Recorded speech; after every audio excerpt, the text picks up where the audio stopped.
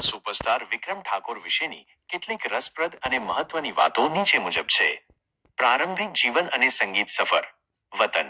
તેઓ મૂળ ગાંધીનગર નજીક આવેલા ફતેપુરા ગામના વતની છે. સંગીત વારસો. તેમના પિતા મેલાજી ઠાકોર લોકગાયક અને ભજનીક હતા. વિક્રમ ઠાકોરે માત્ર 10 વર્ષની ઉંમરેથી જ પિતા સાથે સ્ટેજ પર વાંસળી વગાડવાનું અને ગાવાનું શરૂ કર્યું હતું. 20 વર્ષની ઉંમરથી તેઓ સ્ટેજ પર એકલા કાર્યક્રમો આપવા લાગ્યા હતા. અભિનય ક્ષેત્રે પદાર્પણ. શરૂઆતમાં તેઓ ફિલ્મોમાં આવવા નહોતા માંગતા, પરંતુ 2006માં આવેલી તેમની પ્રથમ ફિલ્મ એકવાર પિયુને મળવા આવજે સુપરહિટ સાબિત થઈ.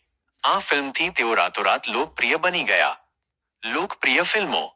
તેમણે ખાસ કરીને ગુજરાતના ગ્રામ્ય વિસ્તારોના દર્શકોને પસંદ પડે તેવી ઘણી બ્લોકબસ્ટર ફિલ્મો આપી છે.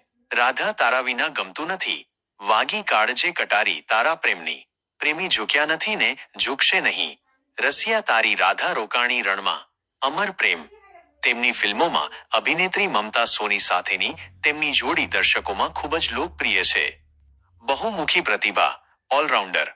વિક્રમ ઠાકોર માત્ર એક સારા અભિનેતા જ નથી, પરંતુ તેઓ એક ઉત્તમ પ્લેબેક સિંગર, ગાયક અને સંગીતકાર પણ છે.